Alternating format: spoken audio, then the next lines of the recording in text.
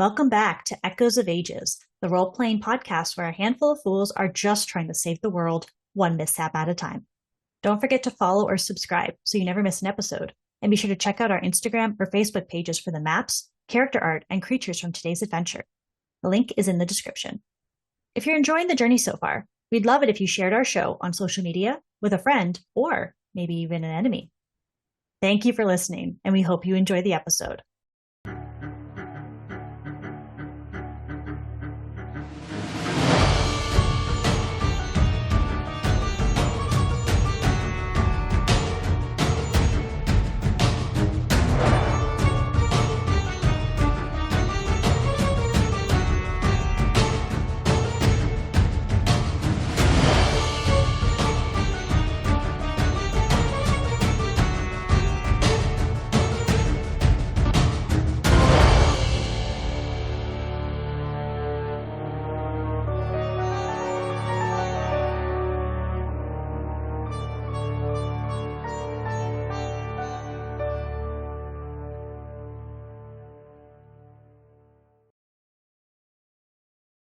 Oh, hey, Sage.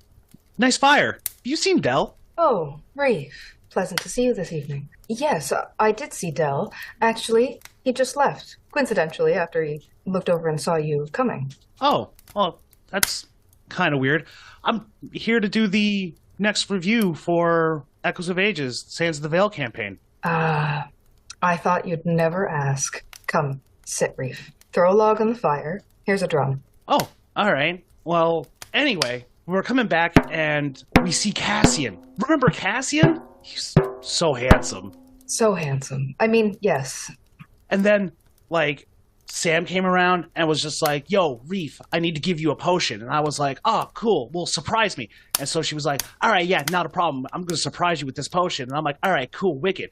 And then we ended up hanging out for a little bit. And, wasn't Dell, passed out in the side somewhere? Yeah. All right, continue.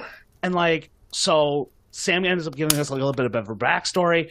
And, I have to run up and go tell Cass everything that happened. So I wake her up, but she's not really happy about the fact that I have to wake her up. So anyway, whatever. And then Sam goes in and tries to get Dell unhung over, which I think works because it's kind of cool. And then, it was the fight. Remember the fight? Allow me to interrupt for a moment. Sam can do anything, and no one should be surprised. I mean, yeah, that's true and stuff. But the funny thing is, did you talk to Cassian at all before the fight? I talked to many fighters before the fight. Some of them blurring together, a mass of muscle and shimmering body oil everywhere. It's hard to recall simply one fighter out of them all. As well, their stories are a bit similar. I think they may take from the same book. I mean, yeah, that's fair. But so Sam gives me this potion, and I start seeing plaid, and I go absolutely bonkers. And Cassie and I were supposed to do this stuff where we got all the women in the crowd pumped up because we're two hulky guys, but it doesn't turn out that way because I get completely blitzed off this potion, and I end up finishing the fight in 15 seconds. Quite impressive to finish a fight that soon. Yeah, isn't it? And then oh yeah, it was Misty Leaf and Griffin up there. Oh, right, and Misty Leaf lost. Oh, Wreaf, I am sorry. Her soul is with the sands, peaceful in the eternal night, lit by the stars upon her shining face. I hope you find peace in that. Truly, she will live forever, through song. I hope so. So anyway, but then Kilgore comes down because Griffin basically goes absolutely bonkers as well, and he starts killing everybody. He kills aid workers. I think he kills his own manager, and Kilgore has enough. So he kills Griffin, and I'm absolutely devastated. And I think Dell also was devastated, but I couldn't tell from where I was. I think Dell was probably fine. You think Dell is, allow me to interrupt for a moment. Dell is usually very fine.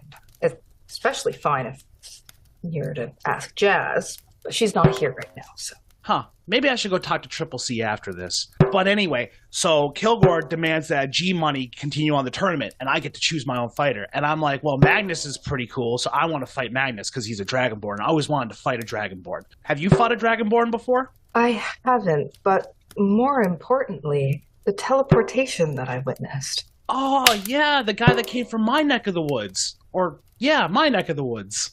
Did you perhaps forget where you were from, Wreaf? Sometimes. Oh dear. But yeah, so he shows up, and then Dell and Dell starts to sit close to me, and he's like, okay, we're going to hang out. And that's kind of cool. And then we finally, everybody's kind of connecting about what we're going to do about the place and the princess. But we don't really have a plan. Do you remember what the plan was? Was I privy to the plan, or did I just, well, enlighten me a bit, Wreaf? Well, like the plan A was like we were just going to observe the chimney and try to get the code out of somebody. And then the other plan was we were going to go to Kilgore's place to find a secret pathway. And then Sam just wanted to blow everything up, which we were like, no, that's not a good idea. And then everyone tried to interrogate me because they were all worried that I was going to give up the plan immediately to the bad guys. But I was like, no. And I immediately pull off this super cool anti-interrogation. Take a breath, Wreaf, for a moment. The drumming is getting quite fervent. Is this said plan when you initiated a fight with the chimney? Oh no, that's next episode. Mm-hmm. So yeah, anyway, so we do the interrogation and that's all fine and cool. And then Dell admits that he's seen a couple people die, and I talk a little bit about my dad, and Sam talks a little bit about their stuff. But, we all decide that that's what the plan's going to be, and then we go to bed. A wonderful thing to do. It is important to rest the mind and the soul. Wreaf, I think you could probably do with a little bit more sleep than you get. Oh, 4 hours is perfectly fine. I'm an elf. That's what we're made for. Well, as someone who gets 0 hours of sleep a night, and who is able to observe your consistent tossing and turning throughout the night, I'd say that your body gets about as much exercise at rest as it does when conscious. More than likely. Thumbs up. Yeah. So anyway, I get up from the thing and I'm like, okay, cool. Well, I get 1 day to do some training before we got to fight. So anyway, Cass is kind of sleeping in the chair. So I'm like, well, I'm just going to slip her into bed. And I'm like, cool, wicked. And I'm going to find Dell because I'm going to do some really cool morning training. So Dell and I hang out, and I start asking Dell some questions about, his family and stuff like that. And he tells me that he has an uncle. And, well, I tell him that I have an older brother that I haven't seen in a while. Well, this is why I am pushing you towards the arts, Wreaf. I think you have the makings of an excellent storyteller, orator, the ability to collect a story and then tell it in such, well, in your case, rapid-fire succession is, the beginnings of the makings of a good bard. Could I actually be a bard? Wreaf, anything is possible. You can be anything you set your mind to. The path of the heart can take you in any direction that lays before you in this great wide world. Huh, that's cool. Arguably, you already are one, because you are able to play the drums and talk at the same time. Rarely have I seen you do 2 tasks at once. I'm quite impressed. Whoa, I didn't even realize I was playing the drums. Whoa, that's what our hands were doing. Now, don't think too much about it or you'll start to mess up. Right. So anyway, Cassian is back there, and so Dell and I get Cassian, and we're going to do some training together. Well, Dell's technically going to sit there and watch me, and Cassian and I are going to train. And then I find out that Magnus is a magic user, and he can get inside your head. And I'm like, that's kind of cool, because I would love to see what someone would do when they get inside my head. I can only imagine, Wreaf. So anyway, and then Jazz and you and Sam basically start doing some exploratory stuff about the chimney. And then Dell and Cassian, they decide that they're going to go to the bar because I want to have a bath. But I forget which way the bath is. So I end up walking around town. Oh, goodness. And I kept on remembering about the chimney. We were talking about the chimney, so that has a code, right? So I'm going to go up to the chimney and I just start randomly saying words. Wait, Wreaf. Allow me to interrupt you rudely. I mean, not rudely. Is this or is this not when you initiated a fight with the chimney? I mean, it was more of a verbal battle with the chimney. A verbal altercation, forgive me. Yeah, I was saying stuff like apricot and, other words. Xylitol? Xylitol and xanthan gum. And aspartame? And amphetamines? What? All the things that Sam has on her person at any given time. Oh, yeah, that's true. I'll have to ask about that later. She would be delighted. and there was guards, and they kicked me away from the chimney, and I was just like, I thought I saw someone in there. And they were like, you can't see anybody in the chimney. They're probably in the thing. And I'm like, oh, yeah, that's true. And then I heard when Cass woke up, she was so angry because of the fact that I put her into bed. And she was asking about getting a new room and stuff like that. And she has a coffee. And then, like, Jazz apparently comes out and sees me getting led away by the guards. And I'm really just wanting to go take a bath. So that's what I go do. And everyone's running around wondering, where's Wreaf? Where's Wreaf? And Wreaf's in the bath. Is it that is not a place that you are often found? I mean, I try to. It's difficult in the desert. Yeah, that's kind of weird, don't you think? To some, perhaps not to others. I've heard tale from wanderers that are certain animals that bathe in the sands, which cleanses them of all parasites and debris. Perhaps sand baths are something that we should consider in the future. Huh. That'd be kind of cool. So anyway, cool. Sam comes over to Cass and was just like, gets angry because apparently I ruined the plan, but I was the one who initiated the plan. And then we have a new plan where you, me, and Cass, we're all going to do this musical halftime show, and then everybody else is going to try to get into the chimney. Ah, I remember fondly. One of my greatest moments. Yeah, it was really fun. And apparently it worked because everyone got down to the chimney. And then Sam ended up facing off against a cat. Well, I, with the aid of Chick, wowed the masses. We put on a show of a lifetime. The people were crying, screaming, fainting. I think some even died. Whoa. All by the power of my hurdy-gurdy. Yeah, that's pretty cool. But I remember when we were down there and we were fighting the cat, and Del and Cass were just like, kill it. And I'm like, I'm not going to kill a kitty. That's not cool. So I was trying to cuddle it to make it stop biting me in the face. And it kept trying to bite me in the face. So eventually I just suplexed it like a whole bunch of times, and then I let it go away. Sometimes, if you love something, let it go. If it returns, it was meant to be. Oh, does that mean at some point in time it can come back and want to be my friend? Now that I think of it, the saying may not apply to this particular situation. Aww. I know you miss your cat, Wreaf, and I know that Jazz does not fill the gap. But perhaps we can find a shelter you can volunteer at along the road. Oh, that would be so cool. Filled with cats. Oh, I'd be in heaven.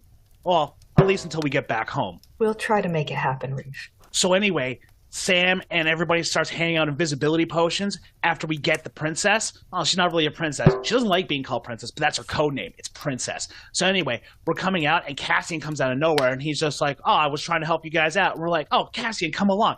And we're like, all right, cool. And so we all go invisible. And then everyone keeps saying to Wreaf, Wreaf, make sure that you get back to the home and you don't stop for anything. And I'm like, you got it, guys. Not a problem. Leave the princess to me. And so basically I run back to the inn, and with the princess in tow, and I get back there, no issues. This seems like the makings of an excellent ballad. Wreaf, have you ever considered being the subject of a ballad? A ballad? Yes. It's like a song, but it means more. Oh, cool. I mean, yeah, why not? I'll work on that. And like, so you do this amazing performance and we all get out there, and then Cassian gets caught and we're like, oh no, Cassian. But basically Sam goes over and tries to help Cassian, and then Cass goes over and tries to save Cassian. And everyone's trying to save Cassian, and we all just start running around, and eventually we get back to the inn. And all of us are up there, and you all have to give me your code names. Well, except for Cass. She just tells me to let her in. Except for Cass.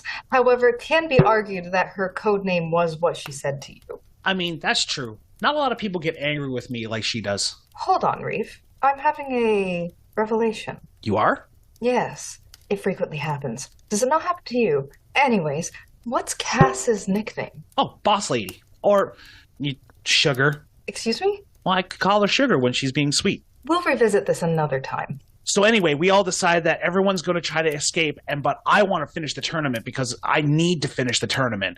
And then Vanessa says that she understands where the Sun Sphinx was taken. And we're like, oh no, the Sun Sphinx. And apparently a lot of the speakers are doing some pretty dirty stuff. And I'm like, well, guys, I'm going to do the tournament and everyone else can run away. And I asked Del, I'm like, Del, can you take care of Cass and make sure she gets home?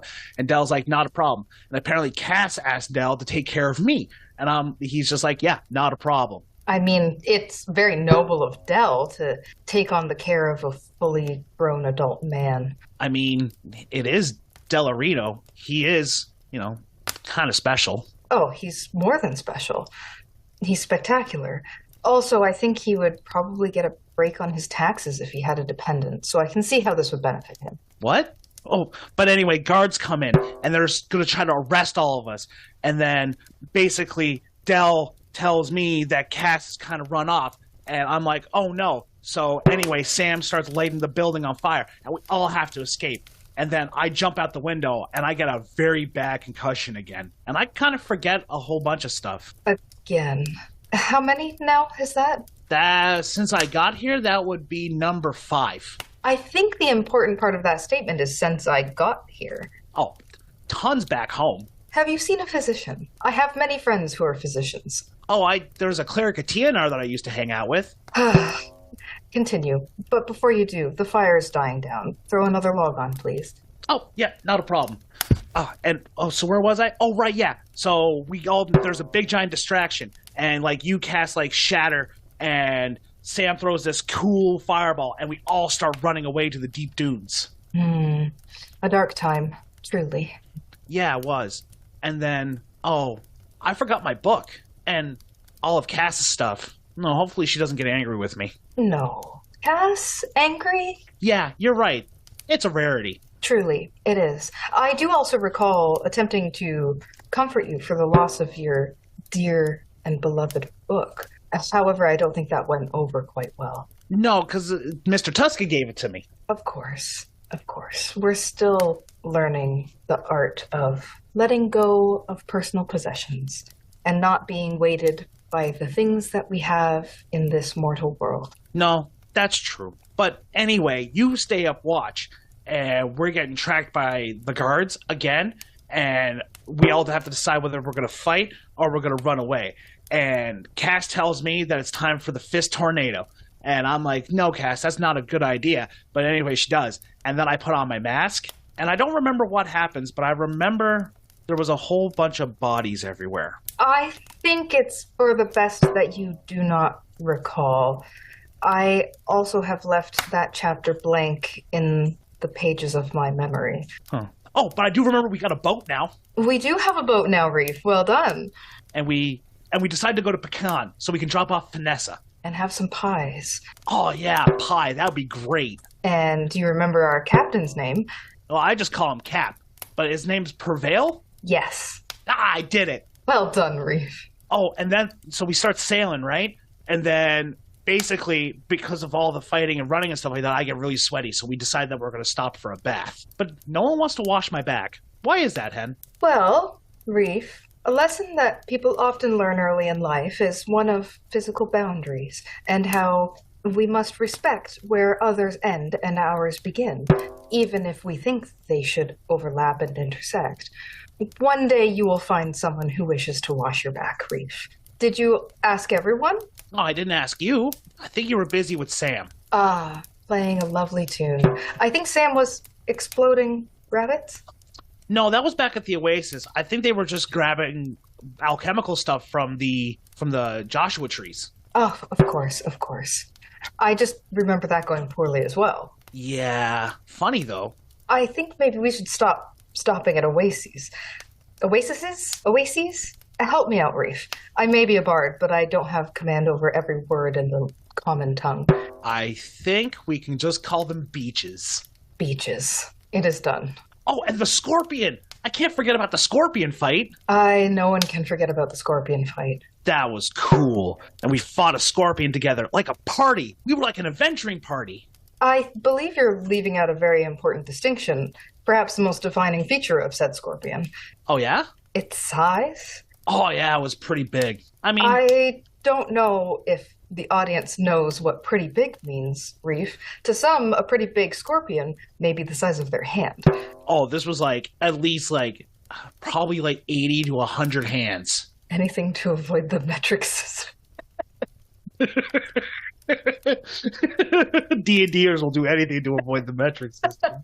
It was at least 6 horses. 6 horses. How many small to tiny sized ponies is that?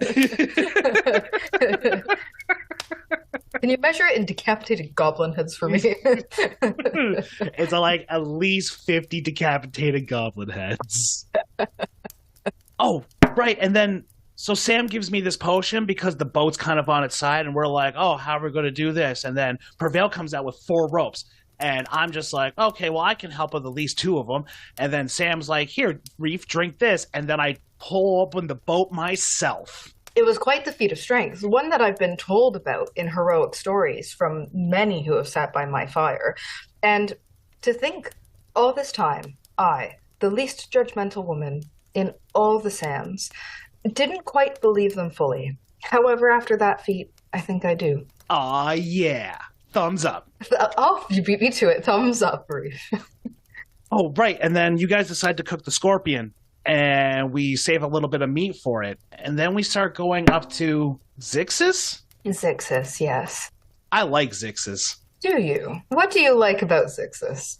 Oh, it was super cool. Like there was so much music, and there was people everywhere, and they were all smiling, and there was so much stuff. And I know you didn't get to find your Jazz, but I found someone to share a couple hours with. I do not wish to speak of this dark time in my life. Moving on. But everybody just ran away and did their own thing, and then we all come back to the boat afterwards. And we're still like a week away from Pecan. That's when we go to the bars, don't we? We have to find Dell. Yes, to find Dell. And I remember you saying you're something from above. What's that? You share that you're from above because I think Triple C compared you to an angel. What was the next thing you were thinking of saying? Oh, Delarino told me that that going out of the veil is you can't do it. But I had a lot of different types of waters and milks at that point in time, like potato water. Wreaf, if anything, I think the thing I respect about you most is that you're an incredibly easy man to redirect. Thank you. So long as you never change. High five. I will humor you just this once. Oh, and I give you my book. Yes, you do. Yeah, and your brooch matches the cover of the book, which yes, it I does. think is pretty cool. However, I don't think it's anything special. You never know. We can always look around next time. It may come up later and be relevant. Oh, and then we start doing the gambling stuff, and I get 4 whole scorpions, or is it just gold? Either way, this currency system's weird. So anyway, I go smaller scorpions, right? Yeah, I think so. But I end up getting a stuffed camel for Cass because I'm not really feeling that well. So I decide to leave. And everyone kind of just gambles away and does a whole bunch of money stuff. And not just money stuff, Wreaf. I believe they were gambling with their lives. Oh, yeah, I remember that too. And Dell was so worried about it. But I was going to take it for him. I'm an elf. We kind of live forever-ish. I think. Maybe. We need to explore this further another time as well. I'll add that to my mental list of conversations that I must have with you. All right, not a problem. Oh, and that's when we first come across the Cambrian mine, too, with all those goblins. And Sam got really angry about it. Oh, Sam. Sweet Sam. Poor, sweet, brilliant, pyromaniac Sam. Do you know why she's always so gung-ho about the goblins? No. Maybe you should ask that question to her, too. Perhaps. Oh, yeah, and that's when the meteor starts going across the sky, too. Oh, a brilliant light show. Truly, a moment of our lifetime that can never be replicated. I don't think it will ever happen again. I've never seen it in my time with my own eyes, or through the eyes of Chick. Wow. Wow, indeed. So we make some wishes, and apparently Sam wished that the sun would come back, and it does. What did you wish for, Wreaf? Well, I wish that everybody would just stay safe. That is a wish that in no way can be interpreted poorly by the powers that be. Absolutely not. But anyway, we all come up with different plans, and we're all worried about and paranoid about going into Pecan. And I'm like, should be paranoid. We shouldn't be paranoid. We're heroes, right? And so we go into Pecan, and everything is pretty okay. We don't get attacked by anybody, and there's no bad things that are happening. And we get Vanessa back to her dad. That went shockingly smooth. Usually these sorts of things in these sorts of stories don't go that well. No. And then that's when the bad thing happens. We find out that we can't ever leave the veil. Oh, wait, I'm sorry. This is a bit awkward. You think it's bad? Well, I just want to go home. So does Cass. This is a concept which is wholly unfamiliar to me. I am deeply sorry that I cannot relate to you on a base and fundamental level on this. You don't have a home? Well, Wreaf, look around you. It's pretty sandy. Up and down. You're forgetting west. Oh, And always west, right? Yes. And now look west. That's a direction? The sun. All that you see is my home. Whoa, you own a lot of land then. Truly, I do. I am the richest woman in the entire world. Now, look at yourself, Wreaf. Those that I share my fire with are also my home. Aww. Home is where you find your happiness. It is where you find your peace. It may be in the middle of the sands. It may be in the middle of the sands just over there. It may be in the middle of the sands in the other direction. It may be camped out under the corpse of a giant scorpion. It may be when you find a stray child that likes to burn things and explode things. Or a mysterious cat woman who gets pretty bristly about not having her caffeine derived from the plant of a cactus. No matter what kind of odd company you find yourself with, or odd circumstances you find yourself camping under, anything can be your home. Home is a state of mind. Huh. I'll have to keep that in mind, I guess, Sage. Have you learned something today, Wreaf? Yeah. I guess you guys are also, like, my second home. There you are. You can have as many homes as you'd like. I make a new home everywhere I camp. Huh. Well, that's pretty cool. So, anyways, we end up trying to make a plan for Cass and I get to our first home, and Dell tells us a whole bunch of his backstory stuff, which I think is cool. Very cool. But I kind of wish that everybody was around at the same point in time so we could share all this information together. Truly, I am saddened that after this conversation, all memory of our discussion will be wiped from my mind. Huh. Well, I guess that sucks. But I know exactly how you feel. Truly, in this I can relate. Oh, well, it looks like I'm going to try to go find Delarino again. Because you want to ask him more about his backstory? Yeah, I think so. Well, Wreaf, hold out your cup. Oh, yeah, here we go. And what would you like to drink tonight? Actually, can I have more of that yak milk? If you insist, it can be that. Here you are. Your cup is full, your mind is at ease, and your heart is also glowing. Look at you, Wreaf. Beautiful. Would you like to know the way? Yeah, which way did he go? Give me one moment. Do you see before you the glowing path? Yeah, it looks like that way. Follow it. Your heart will guide you the rest of the way. Be gone, Wreaf. I wish you well. All right, have a good night, Sage. I need my drum back. Oh, here you go. Thank you. Do. Do you leave that part in? Yes.